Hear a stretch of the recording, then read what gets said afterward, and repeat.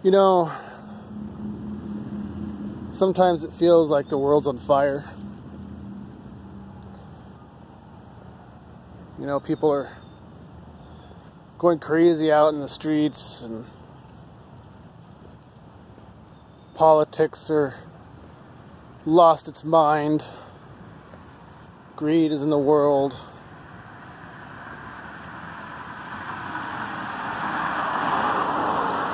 Sometimes you get so stuck in your tiny screen that you forget to look up.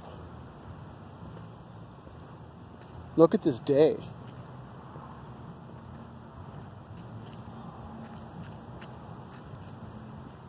There's no guns, there's no gas, there's no barbed wire, there's no political discord,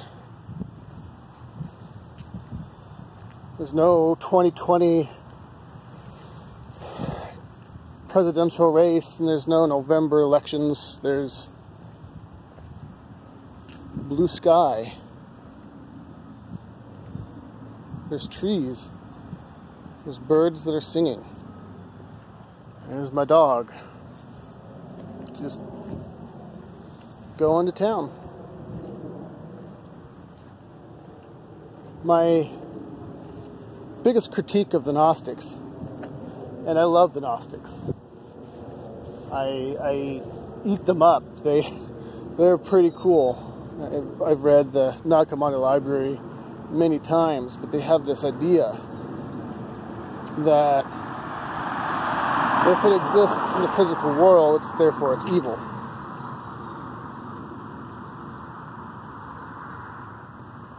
I don't think that's the case.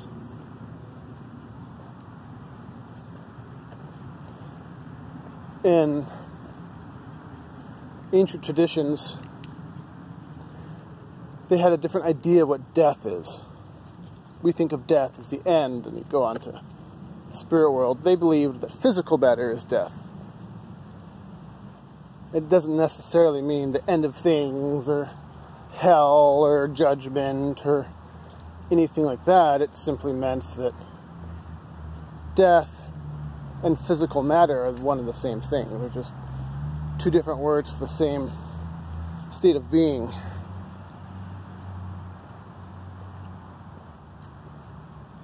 So to live in death is to live in matter.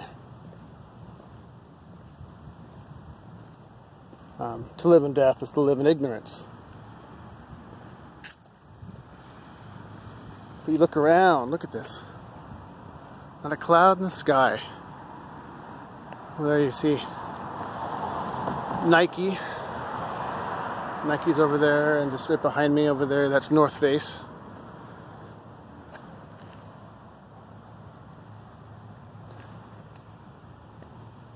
Look at all that. Look at that beautiful sky.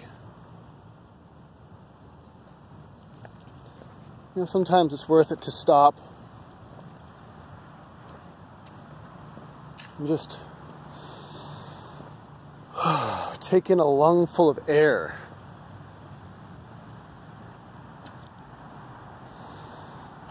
And just taste it. Feel the warm sun on your face. See, there it is up there, is the sun. Take the warm sun on your face. Feel the wind on your back. The Egyptians, ancient Egyptians, they believed that the gift of living in a physical body was the greatest opportunity ever afforded to a living spirit. There was no higher honor. So to waste the gift of a physical existence was considered the highest and grossest of sins. To waste this opportunity is terrible beyond imagining. And they even had a punishment for those who would waste it. They would feed you to the god Emmet, which is kind of this dog-like creature called the Eater of Souls. And part of our job on Earth was to discover the purpose of life. Did we get the lesson? Did we understand what the point is? It wasn't about perfection. It wasn't about,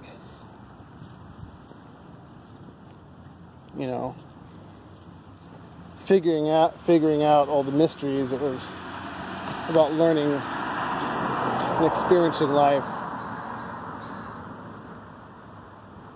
and acknowledging the gift of life.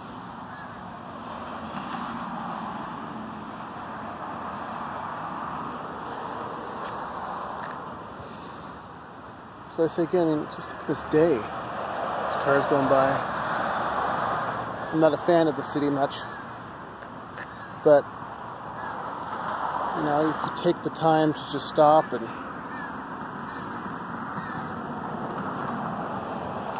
see the world around you, smell the air, be grateful for this opportunity to be here. There's a political commentator that I listen to. One of his go-to sayings is, "Twitter isn't real life."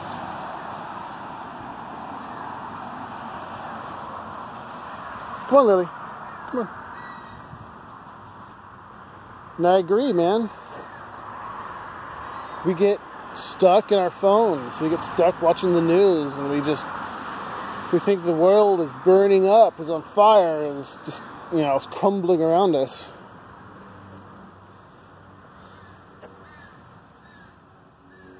And we forget to stop and listen to the birds sing.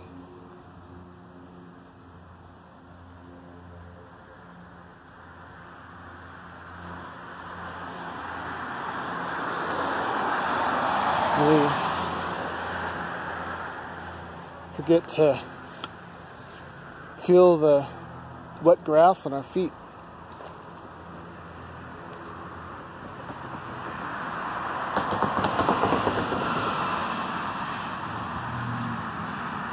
In many ways, we've exchanged a real world for an artificial one.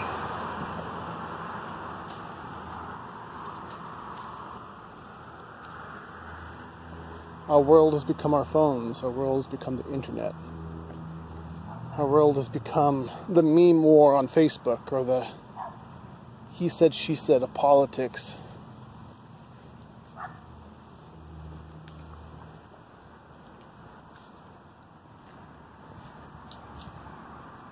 When was the last time you stepped outside and just took in the air for the sake of taking in the air?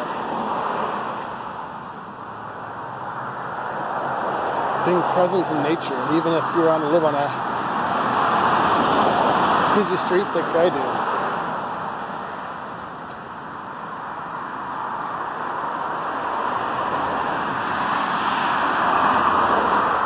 Life is good, you guys. It doesn't have to be horrible.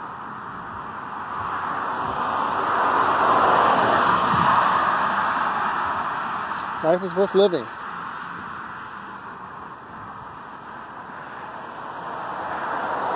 Don't mistake the artificial life that we're fed via phone and the TV, and don't mistake that for the real one.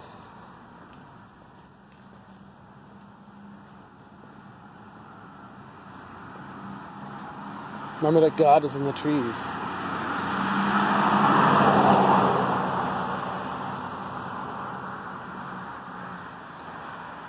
I love you all.